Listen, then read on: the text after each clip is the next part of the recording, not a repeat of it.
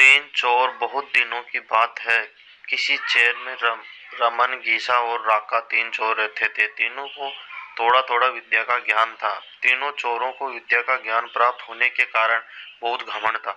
विद्या द्वारा तीनों चोर शहर में बड़े बड़े लोहे की तिजोरियों को तोड़ देते थे और बैंकों को लूट लिया करते थे। इस तरह तीनों चोरों ने शहर के लोगों की नाक में दम कर रखा था। एक बार तीनों चोरों ने एक बड़े बैंक में डकैती करके सारा माल उड़ा दिया। तब पुलिस को खबर हुई तो तीनों चोरों को पकड़ने के लिए तलाश करने लगी, मगर तीनों चोर पास ही के एक घने जंगल में। तीनों चोरों ने देखा कि जंगल में बहुत सी हड्डियां बिखरी पड़ी है। रमन के अनुसार लगा का ये तीनों किसी शेर की हड्डियां हैं। मैं चाहूं तो सभी हड्डियों को अपनी विद्या के ज्ञान द्वारा जोड़ सकता हूँ। गीसा को भी विद्या का घमंड था, सो वो बोला, अगर ये शेर की हड्डियां हैं तो मैं इनको अपनी विद्या द्वारा शेर की खाल तैयार कर उसमें डाल सकता हूँ। रमन और गीसा की बात सुनकर राका के भी घमंड उमड़ पड़ा और उसने कहा, तुम दोनों इतना काम कर सकते हो तो मैं भी अपनी विद्या द्वारा इसमें प्राण डाल सकता हूँ।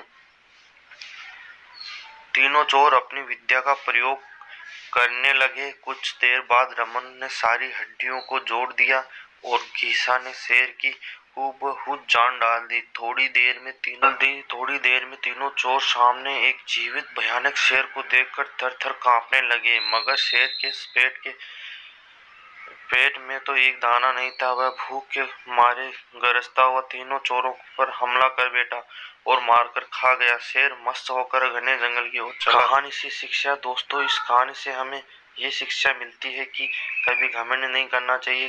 घमंडी हमेशा दुख की ही सामना करना पड़ता है। यदि तीनों चोर अपनी विद्या का घमंड न करते तो उन्हें जान से हाथ न धोने पड़ते।